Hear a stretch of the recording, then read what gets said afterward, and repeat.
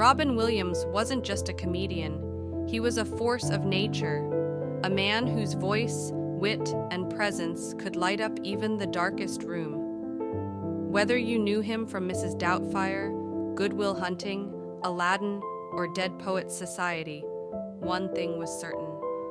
When Robin performed, you felt seen, you laughed, you cried, and you remembered. His performances didn't just entertain, they healed. But behind the manic energy and infectious smile was a man fighting silent battles. Most of the world didn't know that Robin had dealt with depression for much of his life. What made him extraordinary was also what made him vulnerable, his deep sensitivity to the world around him. Those closest to Robin described him as generous to a fault. He would go out of his way to comfort strangers, to bring laughter to children in hospitals, to lift his co-stars on bad days. But very few people saw what happened when the lights dimmed, when the cameras stopped rolling. In 2013, his wife Susan began to notice subtle changes. Robin would forget conversations they'd had the day before. He'd repeat questions, misplace items, lose focus. This wasn't the quick-witted genius the world knew. Something was wrong. Doctors initially suspected early Parkinson's disease. Robin was devastated by the diagnosis but determined to fight. Still, the symptoms progressed rapidly. He began to hallucinate. He grew paranoid.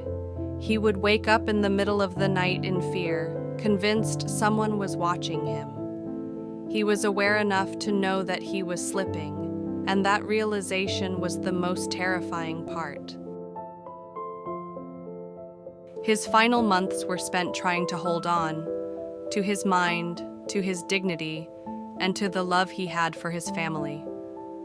But he could feel himself changing, losing control over the very thing that made him who he was, his mind. In July 2014, just a month before his death, he entered a rehab center, not for substance abuse, but to fine-tune his mental health, as he called it.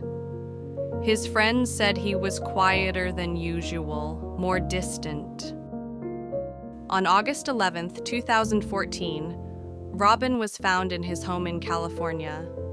He had taken his own life. He left behind no angry note, no long letter, just a man who had given so much to the world and couldn't find peace for himself. It wasn't until after his death that doctors discovered the real cause: Lewy Body Dementia, a rare, aggressive, and often misdiagnosed brain disease that attacks cognition, memory, and perception. It had caused nearly every symptom Robin suffered in his final months. His wife Susan later said, "Robin was losing his mind and he was aware of it. That is a level of suffering I wouldn't wish on anyone." The world mourned deeply. Celebrities, fans, and world leaders paid tribute. But perhaps the most painful truth was this: the man who made millions feel less alone had felt deeply alone himself. His death sparked global conversations about depression, mental illness, and the masks we wear. For many, Robin Williams became the face of the smiling sufferer. Those who give the most often carry the heaviest pain. He brought joy, comfort, and catharsis to generations. He was a father, a husband, a friend, and in the end, he was human. What did Robin Williams mean to you? How did his life, or his loss, touch yours? We all laughed because of him. But what will you remember him for?